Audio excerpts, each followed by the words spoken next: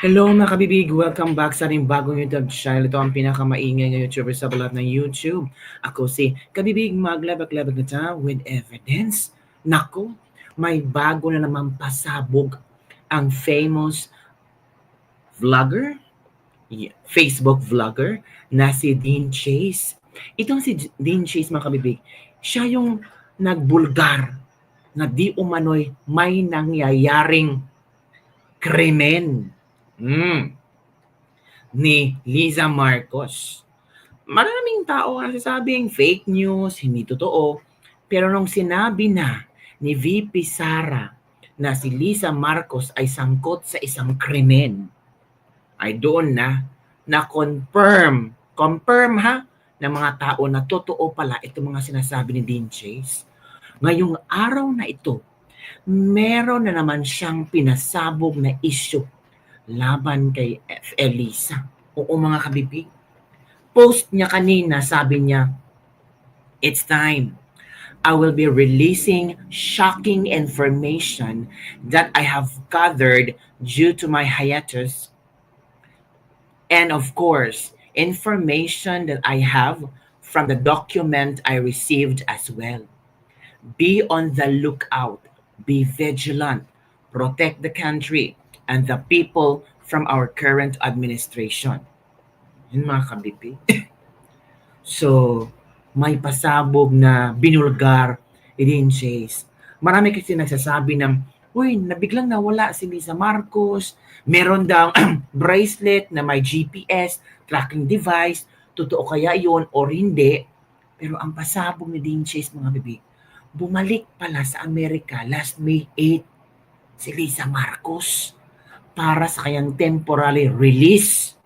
Yun ang pasabog ni Dean Chase ha. Sabi ng iba, totoo kaya yung kabibig? Nabulgar na yan ni BP Sara ng time, di ba? Nung si Liza Marcos, kinasasangkutan, krimen sa Amerika. Paano itong mga kabibig? So, pakinggan muna natin si Dean Chase ha, sa kanyang pinasabog na sige. Ngayon ay si Dean Chase, nag-English si Dean Chase para mas maraming tao ang understand sa kanyang statement. Baka yung iba hindi maka-understand ng Bisaya. So yung iba ito translate ko mga kabibig ha. Pero shocking, grabe. Grabe ito si Dean Chase, no? Kasi may mga close friend, meron siyang tawag dito, kliyente or maybe, makinig tayo mga kabibig ha, at himay-himayin natin itong mga pinasabong ni Dean Chase na naman mga kabibig. Oo nga kabibig, no? Hindi na natin nakikita si Liza Marcos. It's a beautiful day here in the state of California. Last nilang sighting kay Liza Marcos, nung election daw, bumoto daw si Liza Marcos. Oo. Kasama si Sandro Marcos at ang tatlo yung anak ni Liza Marcos. Pero nagtataka sila kasi sinamahan ni Sandro ang kayang ama, tapos biglang sinamahan niya ang kayang ina. So paano nagawa yun ni Sandro? Ay, ewan ko sa mga netizen. Pero makinig tayo ka din siya isa. Ito yung kayang latest news. Makinig tayo. It's a beautiful day here in the state of California. Mayong adlaw ka natong tanan. And as promised, I have an update for you guys as to what's going on with Satanas. But before that, let me let you guys know that the things that I'm going to tell you guys today are some crazy shit. I actually contemplated if I'm going to post this or not because it is some deep state shit that I was able to dig up. So mga grabe itong mga ibubulgar niya ngayong araw na to. Do you think mga kabibig, itong si Dean Chase, hindi niya nakausap si BP Sara? Or do you think Dean Chase gawa-gawa ng istorya tungkol kay Liza Marcos? Hindi ako naniwala na gawa-gawa ng istorya kasi risking your life about giving this issue, about pagbubulgar sa totoong nangyari. Parang ang baliw mo naman kung naghahanap ka ng atensyon at gagamitin mo ang mga Marcos. Di ba? Nakakatakot naman sa sarili, sa buhay mo. Pero Dean Chase hindi talaga ha. Talagang kung ano ang nalaman niya, ibinulgar niya. Bahala na kung ano ang nangyari. Okay, let's move on. So, are you guys ready? Ito na. If you guys are, I want you to sit down and grab a drink or whatever. For you guys who just tuned in, let me fill you in on what's happening. My name is Dean Chase. I am based in the state of California, and I am one of the very few who knows what's up with the untimely passing of the heir of the Rustin's fortune, Paulo Tantoco. Last March 8, 2025, on a Saturday, he was found dead in a hotel near where I live, here in the state of California. So malapit lang pala. Malapit lang pala kung saan nakatira si Dean Chase sa kung saan yung nangyaring krimen. 'Di ba? So of course, malalaman talaga ni Dean Chase na may mga kaguluhang nangyari, 'di ba? May mga pulis kasi, 'di ba? Niya. And mysterious kayo ang pagkamatay niya kaya involve ang pangalan ni Lisatanas. Because the night prior to his death, the last person who have seen him alive was Lisatanas herself. Oh. Now, I'm fortunate enough to have been able to secure an unfiltered and unredacted version of the police report before the case got superseded by the higher investigating team, of course. I got the document from a previous client of mine who works at the archives department in BHPD.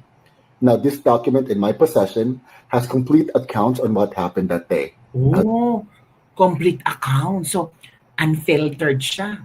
So, nandun lahat mga pangyayari. Walang in-erase, walang dinilit. Di ba? Grabe si Dean Chase. As you know, if you have been following my post, Lisatanas and company were held for questioning and were not allowed to leave the country until they get, ruled out from the investigation.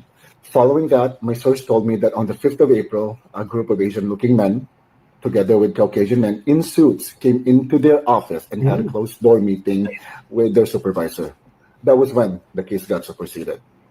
My source told me around that time, she and her legal team submitted an appeal for an interim temporary release, which was... Yun talaga mga reaction natin, no? Hala, nag-submit ng temporary interim release. Nako, kaya pala mga ilang araw hindi natin siya nararamdaman. Sabi ng iba, may mga videos at pictures na na-post pero ano daw, yung old photos na daw yun, old videos daw yun, sabi ng mga netizen. Tapos, meron pa mga netizen na tinitingnan kung edited ba yung photos, yung videos, tapos ginawan pa nila ng reaction. Ang dami kaya nagkalat sa Facebook, sa social media. Yung iba nagsasabing, ay wag kayong ganyan, nandiyan ang ating F. Eliza Marcos, sabi ni Claire Castro. Sabi niya na umatin pa ng Girl Scout of the Philippines, something ganito, ganyan. Pero yung iba sabi, talaga ba? Hindi ba yun edited? Ako, ano ba totoo? Was approved and allowed her to go back to the Philippines, while the investigation is going on a temporary basis only. Now, fast forward to the present, I really don't know when she flew back to the United States, but according to my source, she was supposed to show up on May 8, 2025, exactly 2 months after the victim's passing. This is for her periodic appearance, which is embedded in her temporary release agreement with the authorities. Now, in fairness to Jenny, it seems like she held true to her end of the bargain because, as you can see, on her recent post, she did travel back to the United States. Now, that's the most recent update I got of her. Okay? Now, in the previous weeks, you might have noticed that I took a break from posting about Lisatanas because I wanted to focus on the local elections happening in my own hometown. It was dire that Gwen Garcia loses to Pamela Baricuato for reasons that I will be releasing these coming days. But during those times, I got connected to very important people and I was able to do some digging myself. The things that I was able to find out about our current administration will shock you to the bone. Things that are very ugly, things that are putrid, disgusting, and vile.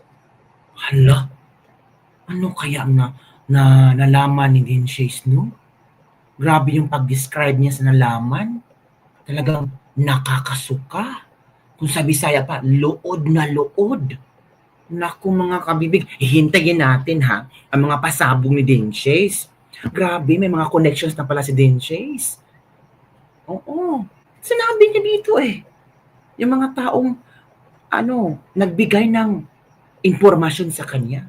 And I'm sure naman si Dean Chase hindi naman agad-agad maniwala. Kung may mga taong nagbibigay sa kanya ng impormasyon, sinusuri naman niya, inaalam naman niya kung legit ba ito or gawa-gawa lang para masira yung pangalan niya, para makasuhan lang si Dean Chase. Naku mga kabibig, windang-windang ito. And there's only one common denominator. only one name keeps popping up, Oh, and that's Lisa Tanas. hala. I feel like it's about time that the Filipino people, know about this. They deserve to know. However, I do believe that that is another video or another topic that I would want to talk about. It deserves a dedicated time frame. So just keep tuning in. I will be posting more information about the documents that I have received from my client Hala, actually documents na naman. Nako.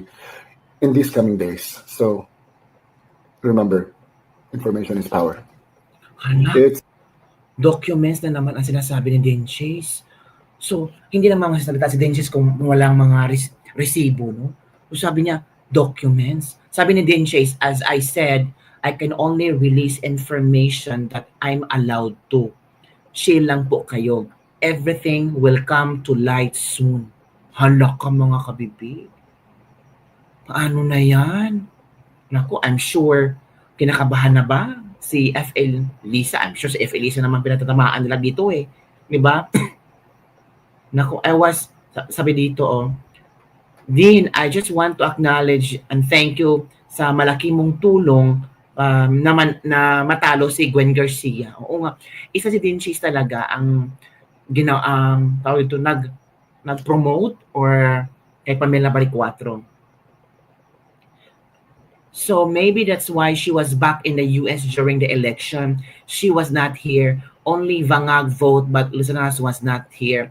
Pero I think may mga pictures naman at video pa na sinamahan ni Sandro Marcos at yung ibang anak ni Liza Marcos na tawag dito, nagboto si Liza Marcos. So baka madali lang siya kasi kung dapat nandun siya sa May 8, so may 4 pa na araw para makabalik siya sa Pilipinas for the boto. So 8 siya dumating doon. For example lang kailan ba siya nawala? Kailan ba siya pumunta sa Amerika? Comment down below. Hindi naman ako tagasunod sa kanya. Yun mga kabibig, yun ang mga pasabog ni Denchase. Grabe nakakawindang naman yung mga kabibig, no? Nako. So, ano ang iyong komento hinggil dito? Don't forget to comment down below para alam ko naman marami yung iba dyan excited na rin malaman kung ano pa ang i-comment ni Dean Chase, ano pa ang mga dokumentong i-release ni Dean Chase. Grabe no, may kumpirmado, may temporary release, sabi ni Dean Chase, at bumalik sa Amerika last May 8 para sa, I think, hearing pa ito or mga katanungan hinggil sa krimen. Ako mga kabibig, maghintay-hintay ito sa mga updates And don't forget to like, subscribe, and share this video para sa mga latest trending news na ating pag-usapan. Bye everyone, see you next time. Ako, grabe, impormasyon na ito Ako'y kinakabahan ni Dean Chase.